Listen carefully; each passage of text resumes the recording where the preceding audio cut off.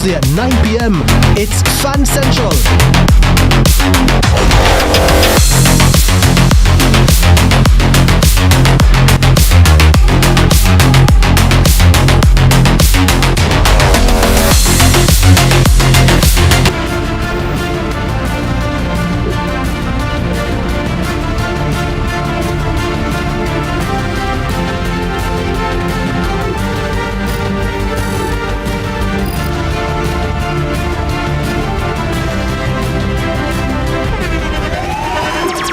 The internationally acclaimed On Stage with Winfred Williams. At a new time, Saturdays at 8 p.m. on CVM TV. So much more than entertainment.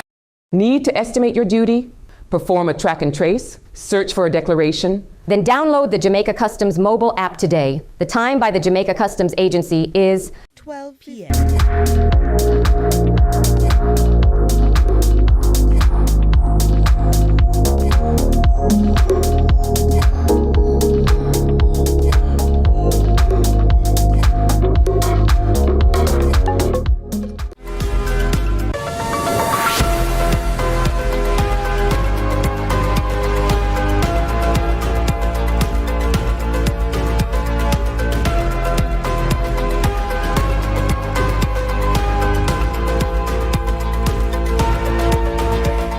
Joining us for CVM News at noon. It's Monday, October 13. I'm Amoy Harriet.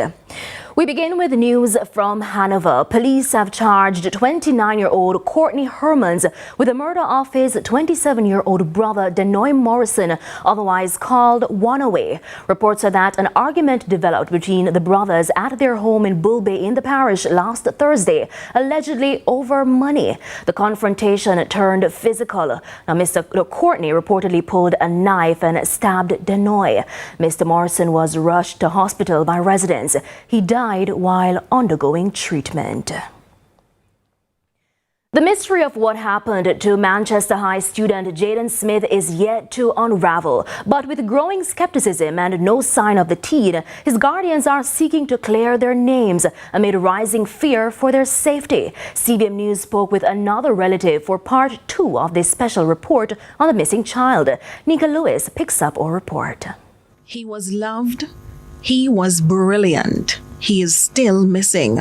A day ago, CVM News heard from an aunt who many Jamaicans have drawn conclusions about, although she says she has been doing her best for Jaden. Now his uncle-in-law, Omar Thompson, is clearing his name in light of constant negative criticisms. Although he helped raise Jaden, the mystery has seen many online and elsewhere also vilifying this security guard who says his life is now in danger. That's why I'm even glad to say this search come this morning. Because I tell my wife, I say, me not go on no search because I don't know who might thought if my life in a danger. My life can in danger same way because people say me look wicked. You can't just look on up, better than say me ugly. Better than say me ugly, but not say me wicked. Because me da better for school over 400 pick me there. And you can everybody do my fight after me Saturday this. If you go better for school right now, ask them who name is Thompson, you will see what happen. Me not have nothing. Let me tell you something, man. You would know. Jaden, I know my son, but me love Jaden equally just like them are. Because Jaden is dutiful. You think say we can't out watch one Saturday man and ask Jaden to come. Auntie Paula, what you want me? Mr. Galang back in the house, man, go sit down. He's not left him did the way do we. But if my son did that playing game, Jaden did the way do we right along till we done. Insisting he has nothing to hide, Thompson shares his support for the police investigation, adding he's told law enforcement to search wherever they would like. Last time me hear somebody say, we kill him in the picture of the police. Me carry them right around the whole house. And if they want to go in the bush up, that's what I'm willing to follow them. We don't have nothing to hide. They carry the dev, they want to run the diagnostic tests as they want, them free. Skeptics of Jaden's relatives feared the worst after his disappearance weeks now, claiming it could be linked to any reprimand following the incident in which an infant with whom Jaden was playing broke a limb. However, Thompson says the family didn't scold Jaden and maintains Jaden and his cousin were at the hospital outside in the car until they brought them home to prepare for school. Carry them up back at 11:30 night. 11:30, and when me carry them up back, me ask rushing a young man that said, if you want power bank, he said, no, none. I said, all right, I take up our charger and I carry it down. When I come back up in the morning at 5 o'clock, I said, them are on the wake up. Them are can look after himself. Jaden now, you know, see I can have to help prepare. And that's some carry with me when I left in at the 6:30, go to Robo left him. From that, I don't see him. I don't see him at all. How is the baby doing now? The baby come out of the hospital. The baby come out of the hospital, man. He might know 100, but he come out of the hospital. Police from the Specialized Operations Unit, the K9 Division, and drones were deployed in the ongoing search for Jayden Smith at the weekend. Nika Lewis, CVM News.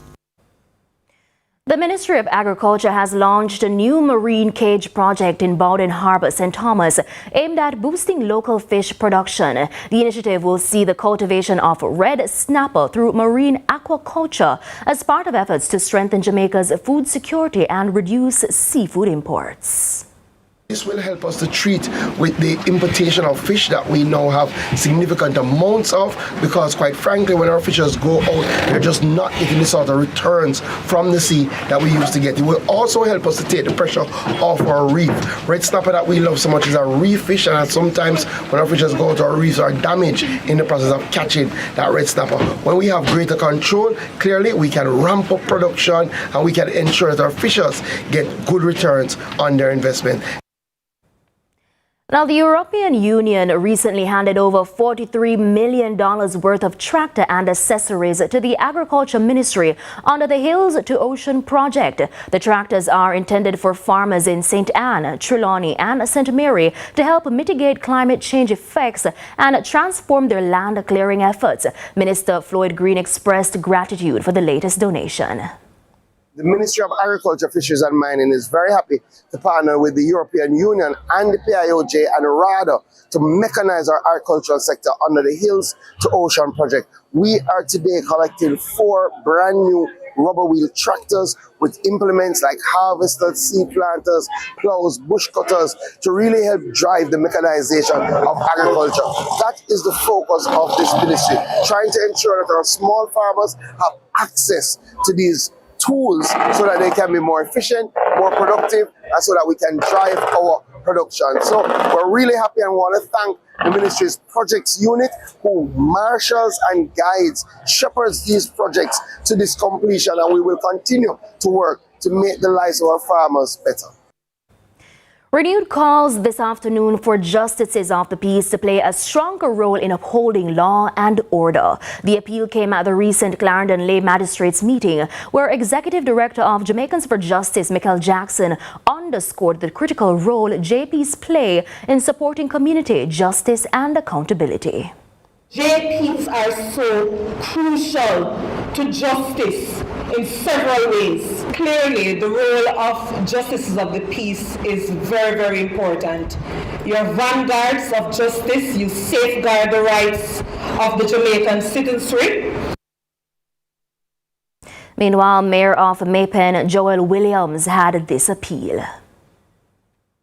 While you want to help and while you want to serve, we have to protect ourselves as justices of the peace. Sir Flemings will tell you that the law will not defend us if we sign a document that is not in keeping with the law. And it's time now for a break, but stay with us. Our live interview comes up next.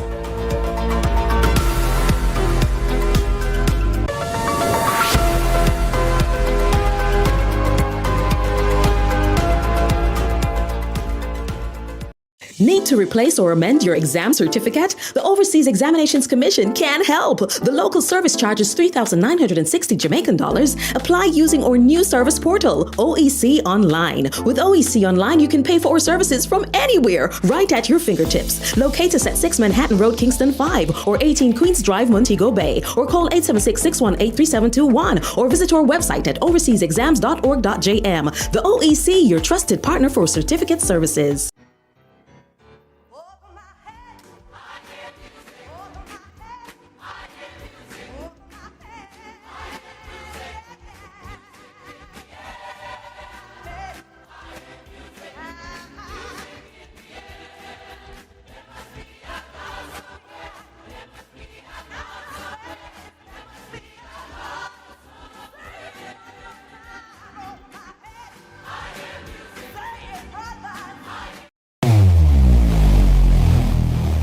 where it all begins. The quest to become great. Inspired by those who went before them, these 4 boys dream of playing in the ISSA schoolboy football competitions. Will you score this for Casey? Will you score? It's a shot, it's a goal! And it's a shot, and it's a goal! And Casey has won the Manning Cup, and they will play Clarendon College in the Olivia Shield.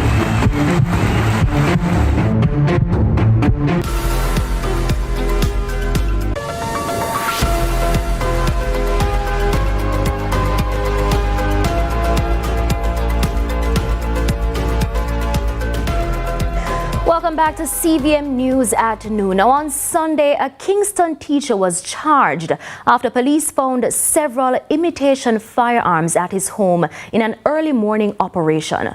Hours later, a St. Catherine man was remanded after he carried out a robbery in Portmore using an imitation firearm. Now, these incidents come weeks after a businessman and a woman in St. Mary were arrested after police seized 13 imitation rifles and an imitation pistol during an operation. Now, there's been growing concern in recent months about the rise in imitation firearms being found across the island, some in the hands of adults involved in crime and others in the possession of children. The incidents have raised questions about how these replica weapons are being accessed, the danger they pose to the public, and whether existing laws are enough to tackle the problem. Joining us now to discuss this issue is Senior Communications Strategist in the Jamaica Constabulary Force, Senior Superintendent Dennis Brooks. Welcome, SSP. Good afternoon to you, Amoy. Good afternoon to your viewers as well. The use of imitation firearms, how widespread is this across Jamaica right now? While not having comprehensive data to speak empirically on it in the moment that you've called me, I would say that it is fairly prevalent. We've seen it for some time and we've taken necessary action against it. As law enforcement, we operate within the ambit of the law. And the Firearms Act, the most recent Firearms Act, does speak to imitation weapons in section 14, I believe, subsection 3 or 4. Don't quote me on it. But the law is very clear on what constitutes a prohibited weapon and what constitutes an illegal weapon. So what are the police finding in terms of the sources of these imitation guns? Are they being imported? Are they locally made? What's the information that the JCF has at this time? All right, so I can't speak necessarily to whether or not there are imported weapons, but I can say that the Firearms and Narcotics Investigation Division, FNID, has seized a number of, for instance, what we refer to as ghost guns, which is the industry classification for 3D printed firearms. And that is a significant challenge. The greatest challenge in respect of this firearm is traceability, hence the reference as a ghost gun. And we continue to investigate the prominence of, for instance, 3D printing capabilities of firearms and firearm parts in Jamaica.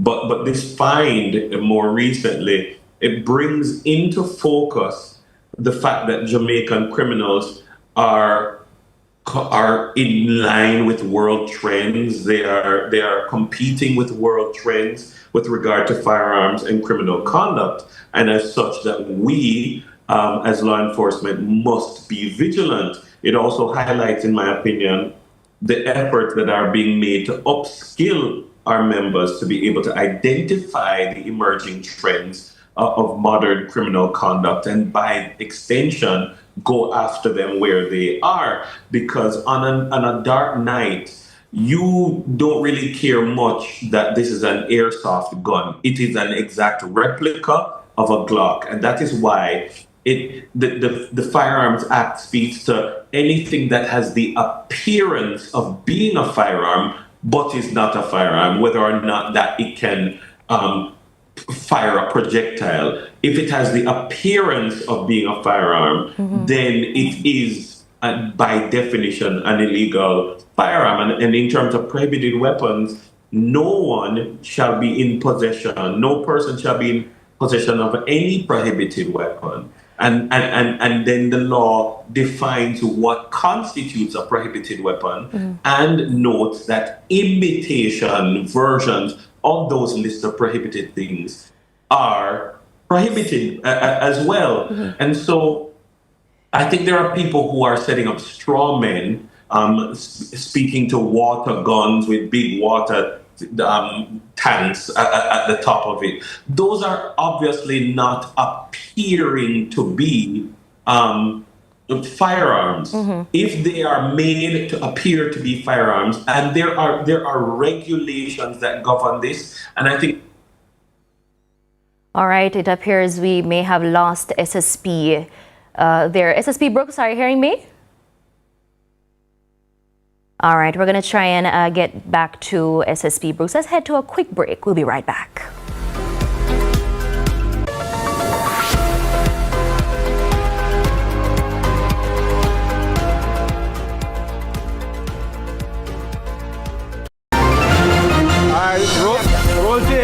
Welcome to Deposit Insurance in a Minute.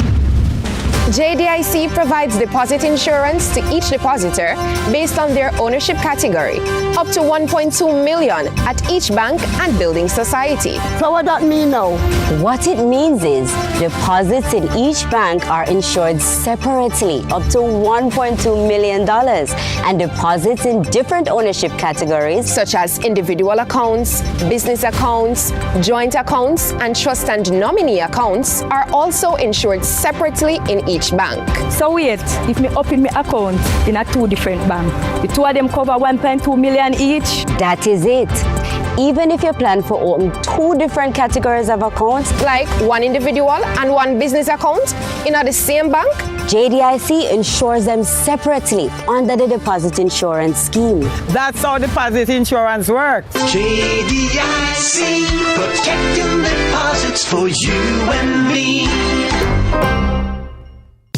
Get tiles and get creative with your floors, walls, and all the spaces in between. Our knowledgeable sales consultants are happy to help create your beautiful finish with the latest designs in first quality porcelain, wood look, vinyl, mosaics, natural stones, and countertops. At Creative, you will get every tile you need for your residential or commercial projects. Creative Building Finishes, your one-stop shop for everything tiles. Visit our showroom at 5 Red Hills Road or call 876-929-5553. Get tiles, get creative. Tired of the high interest rates and the whole heap of loan payments every month? Take a debt consolidation loan from AIM to pay credit card bills and all other high interest rate loans from other institutions. Make one low monthly payment to AIM and take home some extra money in your pocket. That's financial freedom. One loan, one low payment, more money in your pocket. Call AIM today to lower your loan payment. And remember, you won't find a better deal elsewhere.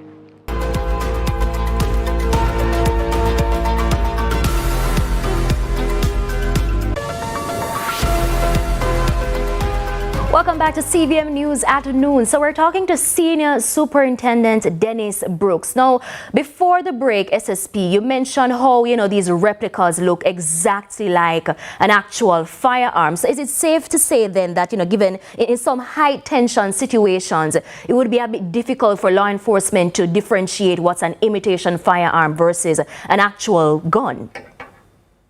Well, I mean, law enforcement is highly trained to be able to detect these things, but in the moment, in a high tension situation, if you're presented with what appears to be a lethal weapon with the capacity of lethal force, then you respond accordingly. But I think the point that we need to make is that there's a range of what you might consider replica or imitation. So, for instance, the legislation speaks to replica guns that are in theater or are in film. Those are heavily regulated. The law speaks to the regulation of, for instance, people have, for recreational purposes, airsoft guns. It has an orange thing at the tip, but for all intents and purposes, it is made to look exactly like the particular weapon of choice. in a moment when Amoy Harriet is walking down the street at night doing some shopping and someone pulls up on her, she has not, in the seconds that it takes for you to decide in this whether or not this is a life and death situation, you are not minded to say, hey, is that a fake gun? And so in that regard, we must be decisive in our actions where these things are concerned, and we must find them from if we can find them when persons are in possession of them rather than when they are only committing the act, then we would have prevented the committing